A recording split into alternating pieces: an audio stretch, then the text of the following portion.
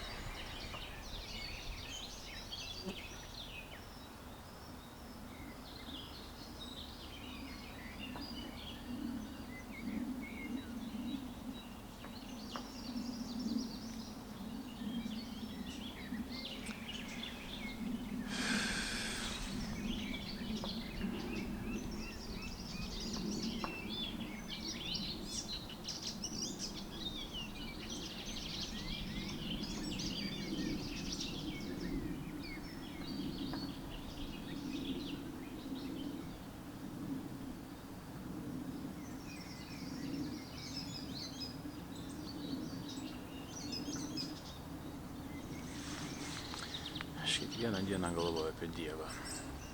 Dievo suprasti yra neįmanoma. Jeigu Giedrė Kazlauskaitė kiekvieną dieną meldžiasi ir kalba rožančių, tai prašom, galima įrašyti tokią knygą Marijalės, kalbėti apie Kristaus kapą, bet jeigu jinai yra ateistė, skelbėsi, kad yra LMNOP, jai patinka nelegalūs imigrantai, savaime aišku, negimusių vaikų žudymas, o gimusių luošinimas. Tai tokiu atveju, kam kalbėt, kam jot ant šventų dalykų. Čia yra antras Dievo įsakymas. Netark Dievo vardą be reikalo.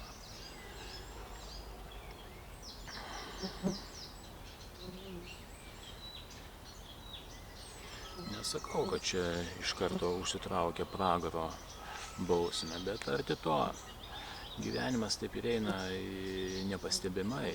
Čia smulkmenų nėra, taip po truputį. Ir kai egzorcistai sako, kad žmogus galvoja, kad čia nieko, aš gyvenu, viskas gerai, jokių keistų reiškinių nepastebiu. Sako, taip, nes tu jau priklausai šėtonui, čia jokių problemų, jam nereikia dėl tavęs kovoti. Jau tu esi jo kišeniai. Tai Giedrė Kazlauskaitė dėl tų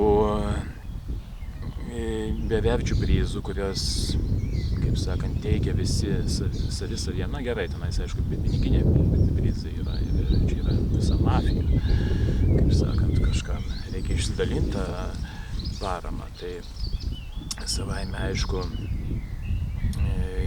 ta iniciatyva yra finansinė, bet aišku, garbės. Čia ir yra didžiausia.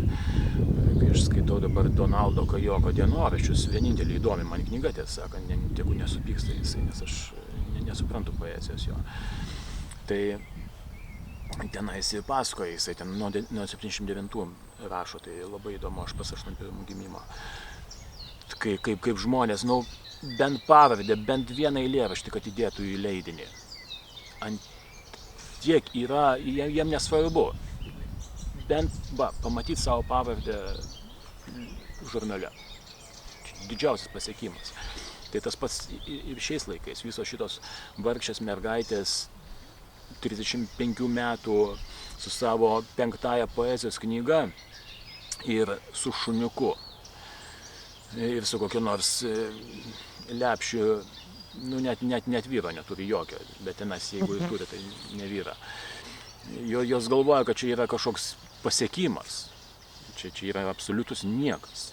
Tos knygelės, kurių niekas neskaito. Ir aš sakau, aš ne iš piktos valios. Jūs pasižiūrėkit. Kai tik scenoje kas nors pradeda skaityti, 2 pirmi žodžiai ir visi... Viskas aišku. Visą laiką tas pats per tą patį. Visą laiką tas pats šūdas.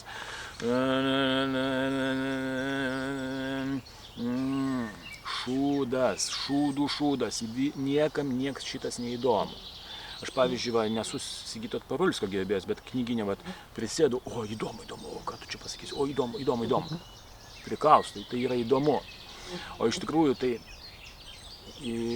jeigu tu ten, kaip sakant, mergaitė, kuriai tenais užrašinėlius rašė 10 ir galvoja, kad čionais kažką įdomaus parašysi, tai tikrai neparašysi. Čia yra visiškas šūdas, nes yra visiškai neįdomu. Čia tas pats per tą patį. Čia GPT už tave geriau parašys. Tas pats apie vyrus. Čia vyrų iš viso nėra, tai čia iš viso patylių. Dabar vyrai su sijonais. Ir jie yra be galo pavojingi. Aš sakau, dažnai eilėraščius, šitas knygas vaikam rašo girtuokliai visiški, savižodžiai ir pedofilai. Čia yra baisu. Čia pirmoko sūnaus išgirdau kažkokį trumpą pasakymą. Fui, nesąmonė, žodžių kratinys. Kaip šitas eilėraštis.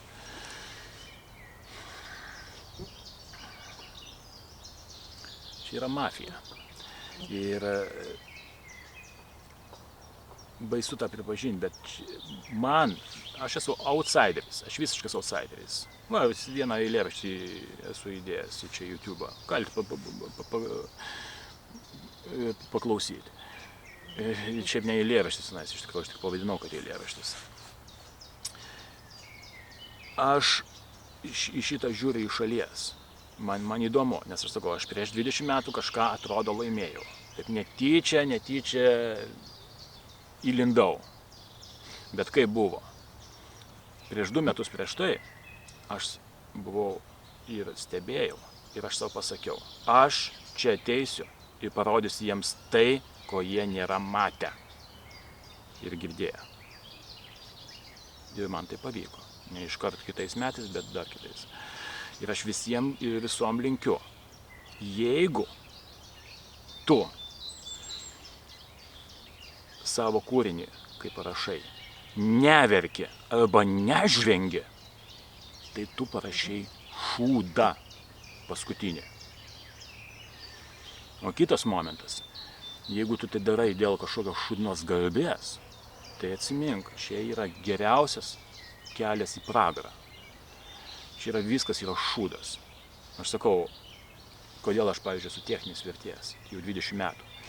Nes aš laukiu, kad man vieną dieną pasakytų, kad tu nemoki versti. Ir aš pasakysiu ačiū, pagaliau aš einu šluot gatvę. Aš šitą žinau. Nes mano šitą specialybę, kai aš nuolat esu abejonė, kai aš stengiuosi be galo stipriai, jinai mane neleidžia man pasikelti. Aš niekada nenoriu sakyti, kad aš geras techninis vertėjas. Aš žinau savo galimybės. Ir aš pabaigai jum pasakysiu, sakau, mes visi mirsim be išimties. Todėl aš jums pasakysiu, perskaitysiu dabar ištrauką apie tobulą mirtį. Čia, aišku, mums niekam nepasiekti jos. Bet čia iš knygos Laikas mirti, versta knyga iš prancūzų, man atrodo. Čia apie vienuolių gyvenimus. Ir pasakojimą. Taip. Vienas tokių įsimintiniausių čia mirčių aprašymų yra apie Abą Sizojų. Apie Abą Sizojų buvo pasakojama, kad jam esant arti mirties, visi tėvai buvo su juo, o jo veidas spindėjo kaip saulė. Tuomet Abą Sizojus jiems tarė: štai ateina Abą Antanas, ten toks šventasis. Po kurio laiko vėl prabilo: štai ateina pranašų choras. Jo veidas ėmė švytėti dar skaisčiau ir jis tarė: štai ateina apaštalų choras. Šviesa jo veidą nutveskė dvigubai ryškiau ir štai jis, regis, ėmė su keletu jų kalbėtis. Vyresnieji paklausė: su kuo kalbi, tėve? Jis tarė: štai angelai ateina manęs pasiimti, bet aš meldžiu juos dar leisti man šiek tiek paatgailauti. Vyresnieji atsiliepė: bet nėra reikalo to atgailauti, tėve. O jis jam atsakė: iš tiesų, nė nepajutau, kaip pradėjau tai daryti. Ir visi pripažino, kad jis pasiekė tobulumą. Staiga jo veidas vėl pasidarė kaip saulė ir visus apėmė baimė. Jis tarė jiems: žiūrėkite, ateina Viešpats ir sako: atveskite man išrinktąjį iš dykumos. Ir štai ištaręs jis atidavė dvasią. Tuomet blykstelėjo tarsi žaibas ir namai prisipildė malonaus kvapo.